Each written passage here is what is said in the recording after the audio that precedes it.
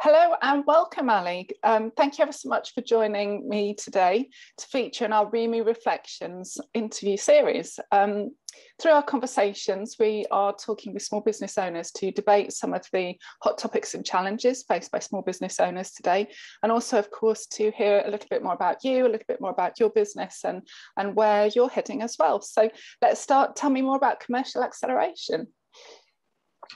Thank you, Sophie. Yeah, pleasure to be talking with you. Thank you for your great questions. So, yeah, commercial acceleration started it in around 2017, and yeah, it's to help businesses growth. So, you know, the consultancy is a sort of a strange word, if you like. I sort of tend to say that I'm a business growth expert. Excellent. So what kind of things would you typically be looking at? Is that sales focused or is that marketing focused? What kind of areas do you specialize in? Yeah, absolutely. Yeah. When I say growth, it's like an umbrella, a holistic word that covers those different levers that, you know, many that you mentioned: sales, marketing, customer experience, revenue management. It's sort of the engine to get your business to grow. It's where all of my background and experience has come from. Excellent. Okay, and tell me about your background. So what inspired you to set up your business? I can't believe it's 2017. That on one hand feels ages away, and then on another hand it doesn't. So that time has passed quickly. But so yeah, tell us a little bit about your background and what inspired you to set up the business. Yeah, so my background has always been in very large corporates, you know, like where I met you at Intercontinental Hotels Group. Yeah, brilliant brand, keeps expanding. I just saw in the news this week even. Have a lot of great best business practice from the likes of Intercontinental Hotels, Hilton, Premier Inn. So I've done a lot of hospitality and leisure. I worked in fitness first as well, and all of this has been in this commercial arena, marketing, sales, you know, and it's always about the customer really, and what is the data and insights that are shaping the direction. Yeah, that's so important, isn't it, to really put the customer at the heart of everything. So whether that's through customer experience and how you engage with the brand, or whether that's trying to work out your marketing direction or what you're trying to do, putting the customer really at the heart of everything is so critical. So that's brilliant. And what made you change from the corporate space and set up on your own? Yeah, you know, I think it's nice to have more variety. So you know, 25 years in massive corporates is brilliant. However, then I wanted to be able to help a lot of different players, you know, and whether those were SMEs or corporates, it's nice to have that variety of shaping different things. And also, you know, different industries, because so much of it is transferable skills, you know. Absolutely. Recently, yeah, no, definitely. So what do you enjoy most about your job now? What's the one thing that you think, yeah, get up and really enjoy every morning? Yeah, I love making an impact, really. So yeah, what I love doing is that you have variety when you get up, because, you know, it's always changing who you're working with. So it's sort of fresh challenges. And yeah, I like seeing how you can make an impact, because a lot of the time I'm coming at it from a third party, fresh pair of eyes, where, you know, that can just help you cut through to pinpoint where the problem is, or where the improvement could happen, and how. Yeah, and that's lovely, really, when you get that recognition from others that you've been able to help achieve a goal, whether that's growing, diversifying into a new market, launching a new brand, introducing a loyalty program. Yeah, no, definitely. Okay, and then I guess on the reverse, what's the one thing that you think, oh, I'm not quite so keen on that? I wish I could get somebody to help me with that. I mean, I'm a massive people person and team person, so I, you know, do miss being able to sort of come in and have a team where it's, you know, very much about collaboration and pulling together. I think as your own business, your team, if you like, is all the preferred suppliers, you know, and associates that I work with. So I'm very tight with them. I'm very tight with any customer I work with. But yeah, I do love that real team work. And that's pros and cons, I think. Yeah, no, I think that's definitely missing. And I think experiences over the last few months, or what is it, 18 months now, certainly have not really helped with that, you know, where we've all had to be very much more based at home. So yeah, no, I can relate to that one for sure. Describe yourself in 5 words. If I was a colleague or a friend, how would I describe you? I'd say curious, international, quirky, thoughtful, and energetic. Oh, good ones. I like the curious one. That's good. Yeah. I was talking about it even yesterday. I mean, I'm always curious, but I think it's also a strength in terms of stakeholder management and influence, you know, because in challenging situations as well, I always draw on that as my strength, just being calm and using curiosity to try to understand the other person's opinion, you know, and truth, rather than just getting everybody head up in emotions and, you know, flying off the handle. Yeah, no, it's good. It's good. Tell me one thing that we might not know about you. We might not know that my strange accent is because I grew up in Hong Kong for 20 years. Yeah, I did know that, but only because I know you, but others might not.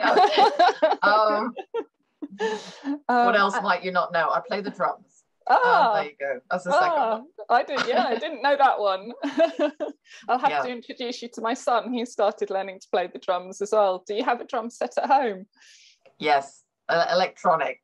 My little boy does it as well. I think the neighbours would kill us, but I would love to get to a studio and just get on some proper. Oh yeah, that must be really, really cool. That's cool. Yeah. So starting now just to think about, so thank you for sharing a little bit about you and a little bit about business, your business. But what I'd like to start to think about now is if for any small business owners listening to our conversation today, perhaps some of them might be just starting out, or some of them might be considering making the leap from perhaps working within an employed position or a corporate role. So maybe what's the one learning that you would share with your younger self that you wish you'd known maybe sort of 20, 25 years ago when you were just starting out with your career? What's the one kind of words of wisdom, I suppose, that you would share? It's a deep question. I would think about something around the imposter syndrome, you know, something around reading books and tools that could help you believe in yourself more and have confidence, you know, and know that whatever the statistics, 73% of women have that. They have self-doubt, and it's your inner critic. And you know, there's some great books like Chimp Paradox and all these things where you can learn how to compartmentalize things and be more of a champion. Yeah. Okay, no, that's interesting you say that, actually, because that does feel like a bit of a topic that's coming out, you know, that I've seen a thread of, and certainly in some of the conversations I'm having through this series, that does seem to be a theme. So that's interesting that you mentioned that as well. So if there's somebody that's just starting out, perhaps in the sales and marketing arena, what tip would you give them what advice would you give them to help them on their way?